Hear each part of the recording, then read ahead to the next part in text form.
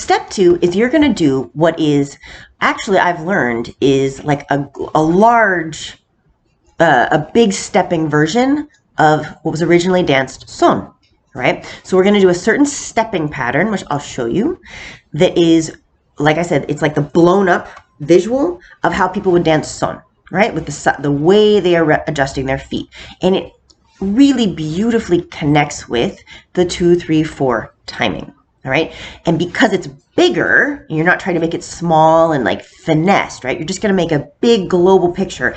It's going to help your brain and your sort of body control stay on the 2, 3, 4 timing while moving your feet in a more spatially interesting way that isn't just marching in space, that's going to, or in place, that's going to help you then transition to like actual salsa timba movement. Okay, so that's the next piece is you're going to step your 2, 3, 4 with this particular shape we're going to draw, and you're going to eventually add some feeling to it. You're going to add a strong 4 for one thing, right? It's got to be, you're going to add musical feeling to what is otherwise just marching to give it flavor. Because whereas the 1, 2, 3, 4 hat is neutral, inert, right? Once you start dancing on 2, 3, 4, you're hitting more clave and you want to invite the feeling into your movement without doing anything fancy. No embellishments, no shines, not hitting anything special. Just feeling that, I almost wanted to speak clave for you, but you just feel the intensity, right? You're going to make that very simple footfall more musical. And as you do that, then you're going to play music, all right? So you're going to find the 1, 2, 3, 4 in an actual song, and you're going to do the whole drill on a song, like over a song.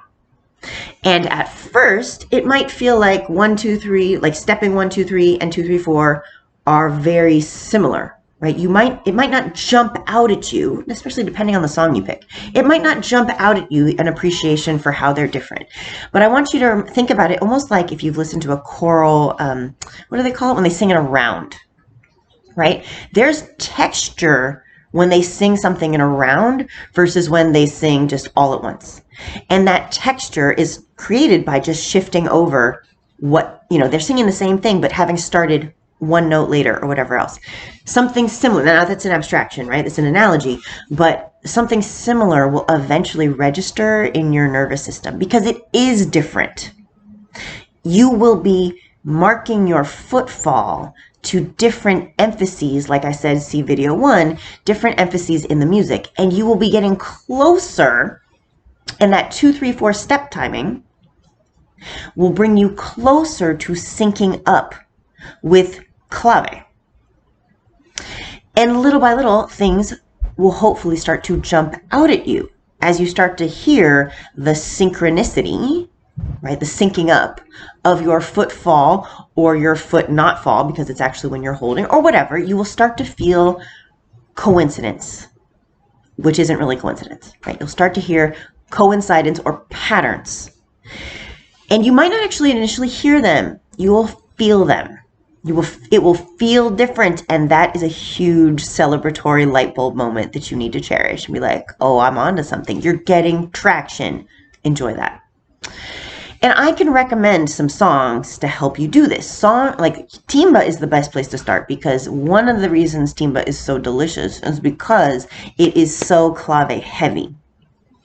And like I've said, all salsa, from the most elevator music mambo, like, super esoteric mambo, to like salsa dura and salsa brava, and even like Mark Anthony stuff, pop salsa, is organized around clave, 100%. Okay, but some of it is less clave intense, so you're missing less by not dancing is integrated into it, and it might not be as jump out at you. But if you want to dance to some Michael Blanco, or you want to dance to Havana de Primera, Los Van Van, if you want to dance to some like more timba flavor, number one, it's going to be much more valuable to your dance to have more clave feeling, but it's also a great training place to start to connect with the clave, because there'll be more obvious low-hanging fruit things for you to resonate with. And then once the feeling is in you, you'll hear it everywhere. You'll hear it everywhere. All right, you'll feel it everywhere, and little by little. And I'm not going to say that in every song I'm like, oh yeah, I can track the clave the whole time. There's definitely some songs where I'm like, I think I kind of lost it, but I'm never totally lost in the music because it's only for a short period of time that I lose it, and because I have enough body feel in the song that I don't have to be listening for it, right? I don't have to be marching on it. But I will just tell you, every song I listen to when I'm in the car, if I'm not dancing, I use as an opportunity to practice this skill of connecting with the clave, right? It's like a religious practice at this point. It's that amazing. Okay, so let me show you rather than just tell you, but those are the preparatory pieces, all right? I don't know how I'm going to edit up these videos, but let's get on my feet because they're cold.